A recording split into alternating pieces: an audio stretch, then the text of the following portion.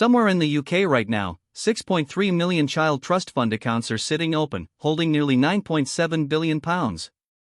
A big chunk of that money belongs to young adults who have absolutely no idea what to do with it, or in some cases, no idea it even exists. By the end of this video, you will know exactly what to do the moment yours lands. Yesterday we looked at how a pay rise above £50,270 can feel much smaller than it should, once tax and benefit rules kick in.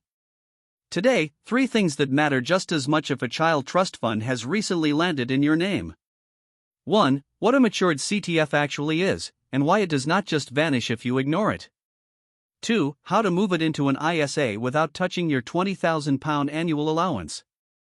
3. The one move that costs you the tax-free wrapper permanently. First, a quick recap. Child trust funds were a government scheme. If you were born between September 1, 2002 and January 2, 2011, the government deposited money directly into an account in your name. You could not touch it until you turned 18. That means accounts started maturing in September 2020, and the last batch will mature in January 2029. So if you are in that age bracket, this applies to you, or to someone you know.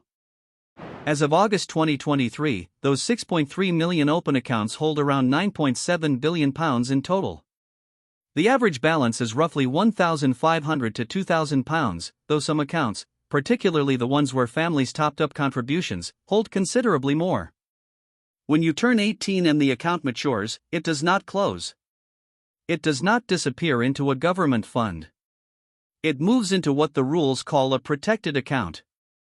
The money is still yours. But your choices start to narrow. Here is the counterintuitive part. The government literally gave every eligible child a cash head start, and roughly 1 in 5 people cannot find where theirs went. That is not a small number. It is well over 1 million accounts.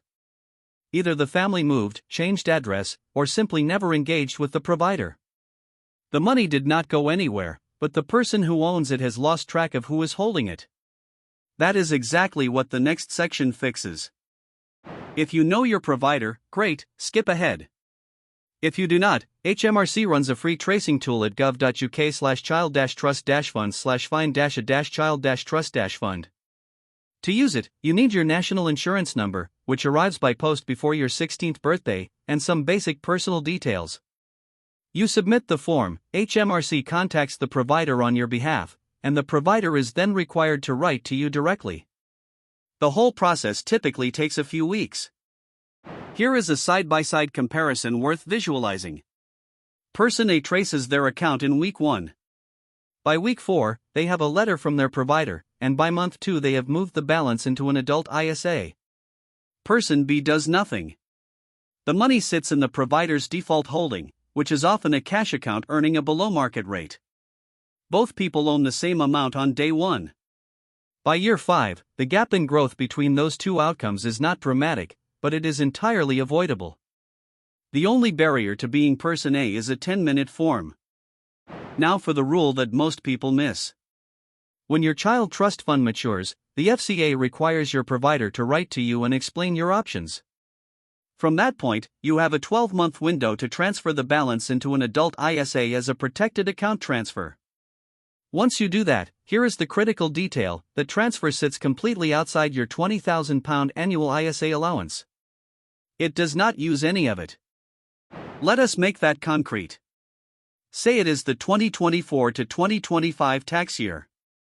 You have already paid £20,000 into your ISA this year. You are maxed out. Your CTF then matures with a balance of £3,500.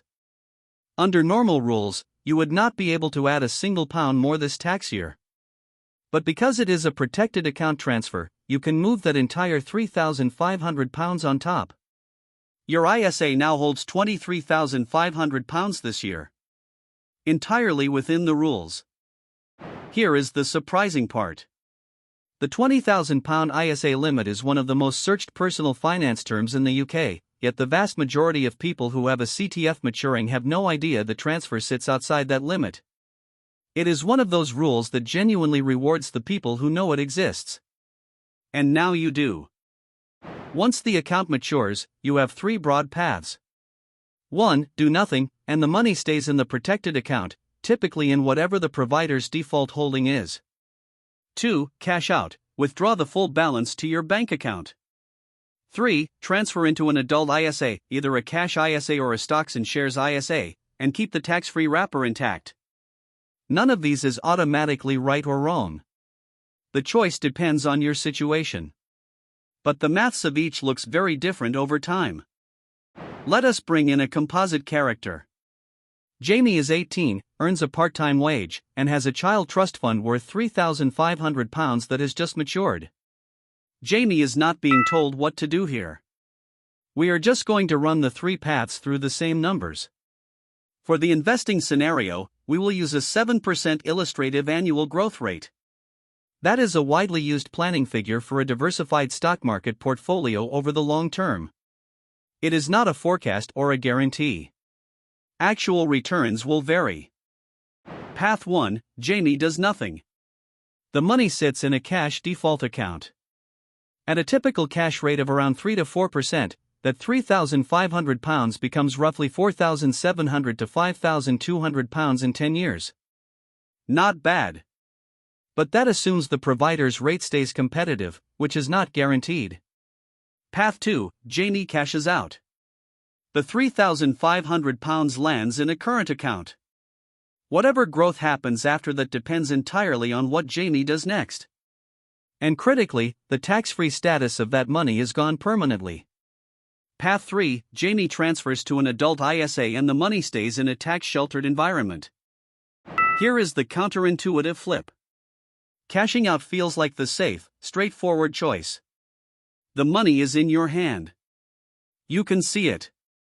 But it is actually the one path that permanently strips the tax-free wrapper from that money. Once you withdraw, that £3,500 becomes ordinary cash. Any returns it earns from that point, whether in a savings account or anywhere else, are potentially taxable. At a 7% illustrative rate over 30 years, £3,500 inside a wrapper grows to around £26,600. Outside the wrapper, the tax picture over 30 years looks meaningfully different, depending on your rates at the time. For UK viewers, let us be precise about what the ISA wrapper actually does.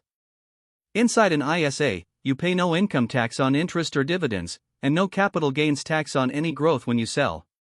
Outside an ISA, those same gains and income sit inside the standard tax rules. For the 2024 to 2025 tax year, the dividend allowance sits at just £500, down from £2,000 2 years ago. The capital gains tax annual exempt amount is £3,000. If Jamie's money grows and starts generating dividends or capital gains, the wrapper is doing real, measurable work. Let us bring Jamie back, this time aged 35, looking back at the same decision from age 18. In one version, Jamie transferred the £3,500 into a stocks and shares ISA and left it untouched. At a 7% illustrative rate, that is around £13,700 by age 35. Every penny of the growth, and any dividends along the way, was sheltered. In the other version, Jamie cashed out at 18, spent a portion, and eventually put the rest into a savings account. The numbers are not catastrophic in this version, but the compound advantage of the sheltered path is visible and it only grows wider with time. Here is the summary of what we covered today. First, a matured CTF becomes a protected account at age 18. The money does not disappear if you leave it alone, but your options do narrow over time, particularly once the 12-month transfer window closes. Second, you can transfer the full CTF balance into an adult ISA within that 12-month window, and it sits completely outside your £20,000 annual allowance. It is additive, not a deduction from your limit. Third, cashing out is the one move that permanently removes the tax-free wrapper, and the maths of that decision compounds for decades. If you are in the age bracket and you are not sure whether you have a CTF, the HMRC tracing tool at gov.uk/child-trust-funds is free. It takes about 10 minutes, and it is the only thing standing between you and knowing what you have got. If this video was useful, share it with someone in the right age range. Tomorrow we look at another money decision that is worth getting right, so subscribe and I will see you then. A quick reminder, this is educational content only, not financial, tax, or legal advice. Speak to a licensed professional in your jurisdiction before making any decisions.